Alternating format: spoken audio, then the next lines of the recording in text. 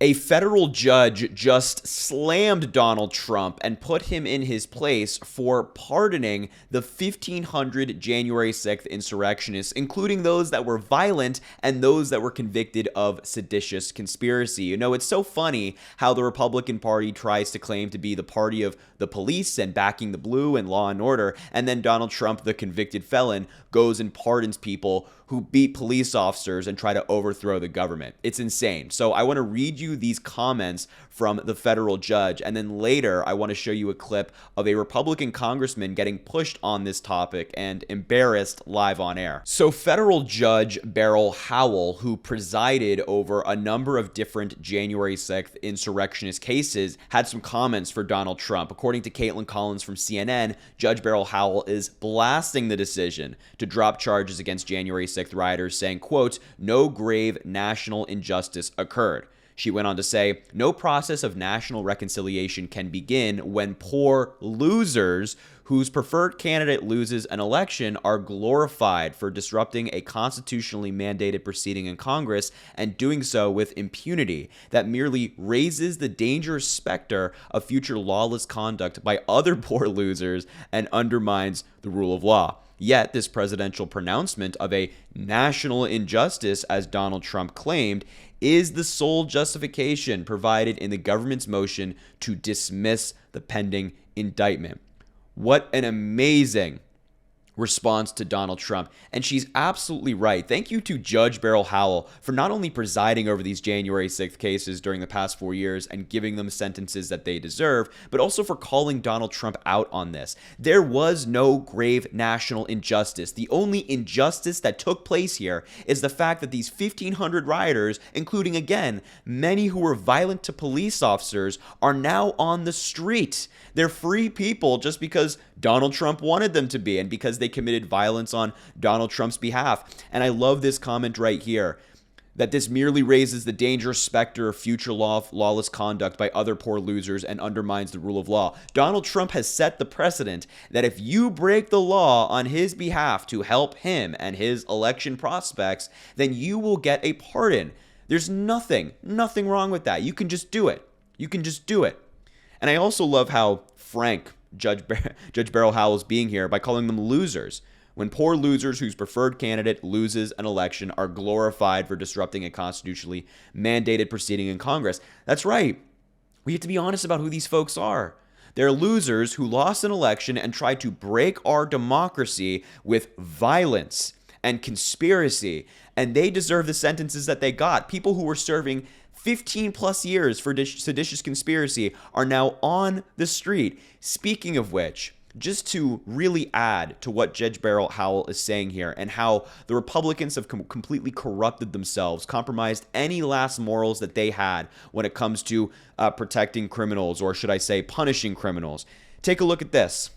Stuart Rhodes, the man who is as part of January 6th, tried to organize the violence, who he is an oath keeper, was found guilty of seditious conspiracy, sent to 18 years in prison.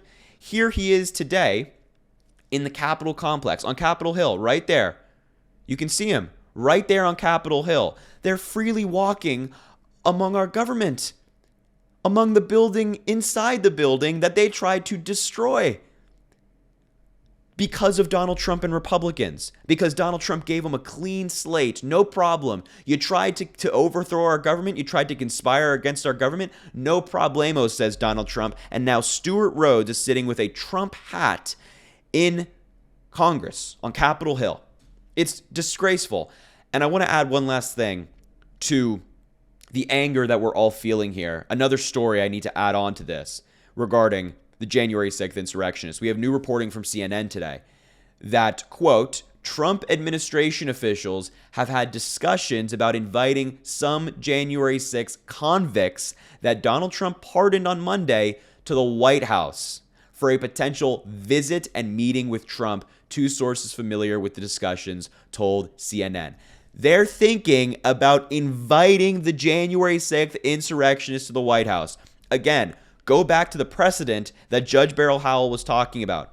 This merely raises the dangerous specter of future lawless conduct by other poor losers and undermines the rule of law. Yeah, you know what Donald Trump is saying to these folks? You know what he's saying? He's saying, if you commit violence on my behalf and you try to further my causes, that being trying to overturn an election he didn't win, not only will he give you a pardon for doing that, but he'll also invite you to the White House for a meeting.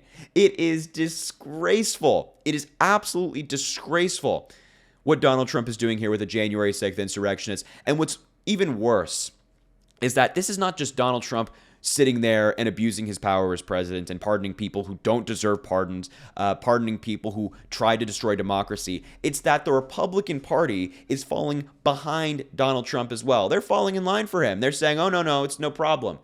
They're justifying the pardons, or they're saying, I haven't really read into it, kind of dodging the question. And this was especially true in an interview today on CNN with Republican Representative Tim Burchett. He kind of tried to dance around the topic of the pardons and tried to somehow justify what Donald Trump did a little bit. But CNN's Jim Acosta, who I love, I think is fantastic. He's really does a really great job of holding these Republicans accountable, pushed back on it. So let's take a look at this clip of Burchett embarrassing himself live on air. To back the blue. What happened to backing police officers? Your party has said time and again, we back the blue. It sounds like you let down the blue. You're betraying the blue. Jim, why don't you just give an editorial and not let me come on? Look, what happened in the last 4 years with police? What happened with all the riots that took place all across the country? Police officers were murdered. Courthouses were burned. Over 22 police cars were burned. Yet no one went to jail for that. Where's your crocodile tears for that? No, you're engaging in a game. You're engaging in a game of whataboutism. People were obviously prosecuted after those riots. Every day, all you've done is what we're doing at CNN. We didn't storm the Capitol. These people did, and President Trump let them out of jail.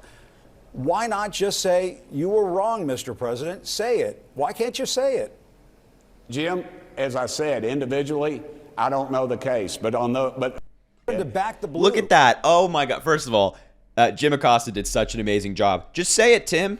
Just say it. Just say that Donald Trump got it wrong. They can't. They're so engulfed in MAGA and the cult of personality that they can't even bring themselves to say, you know what? Donald Trump shouldn't have pardoned January 6th insurrectionists. He shouldn't have pardoned people who were convicted of seditious conspiracy and people who beat police officers. They can't even say it. But Jim Acosta did great, and Tim can't even bring himself to just condemn this. He can't even bring himself to just engage on the topic. He has to go about with this whataboutism, saying, well, what about what happened here? What about what happened there? The Democrats have always condemned any violence. We've always been on the side of peaceful protest in any circumstance. The Republicans are the one who looked at what happened on January 6th and said it's permissible. Not only did they back Donald Trump, who incited that insurrection, but now they're defending his decision to pardon the people who did it. It's disgusting. It's so infuriating, I think, for so many people to just watch a very morally bankrupt group of people, that being a lot of these Republican representatives, just go on air or go to their constituents, whatever it might be, and justify this decision and defend Donald Trump for doing it. There is no defense. It's wrong. So look, I got to thank Judge Beryl Howell again for holding these people accountable and holding Donald Trump accountable in the only way that she can now, and other judges can, by slamming him when they get the opportunity to do so. So I really appreciate Judge Howell saying that. And for all these other stories we kind of discussed, the inviting them to the White House, the Stuart Rhodes being on Capitol Hill, and Tim Burchett, I mean, it really just speaks to what the Republican Party is today. And it's going to be a long 4 years. I'm already thinking about the midterms, and hopefully we can get the House or Senate back to make sure that the Republicans can't keep doing stuff like this, or at least it makes it harder for them to do stuff like this. But anyway, insane. We are living in an insane time in the United States, and it's not good.